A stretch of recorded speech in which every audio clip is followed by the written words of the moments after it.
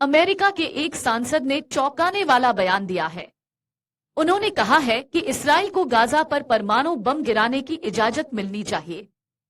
अमेरिकी सांसद ने अमेरिका द्वारा जापान के नागासाकी और हिरोशिमा पर परमाणु बम गिराने का भी बचाव किया और कहा कि वह एक सही फैसला था। अमेरिकी सांसद ने कहा कि इसराइल को एक यहूदी देश के तौर पर अपने आप को बचाने के लिए वो सब कुछ करना चाहिए जो वो करना चाहता है।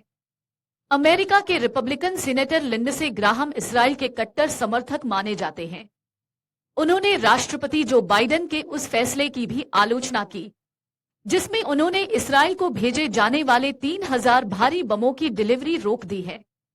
एक मीडिया चैनल को दिए इंटरव्यू में लिंडसे ग्राहम ने कहा कि जब हमने एक देश के तौर पर जर्मनी और जापान से लड़ाई में पर्ल हार्बर की तबाही देखी तो हमने इस लड़ाई को खत्म करने के लिए जापान के नागासाकी और हिरोशिमा पर परमाणु बम गिराने का फैसला किया और वह एक सही फैसला था।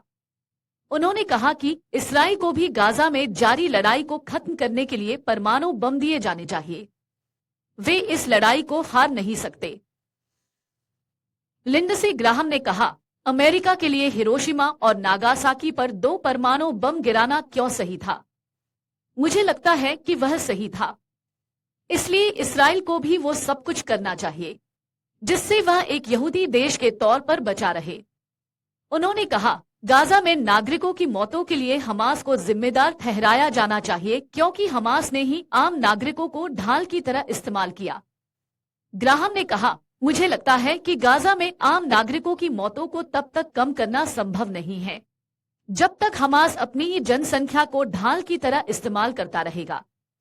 मैंने कभी भी इतिहास में ऐसी लड़ाई नहीं देखी है जहां आम नागरिकों की जान को खतरे में डाल दिया गया हो।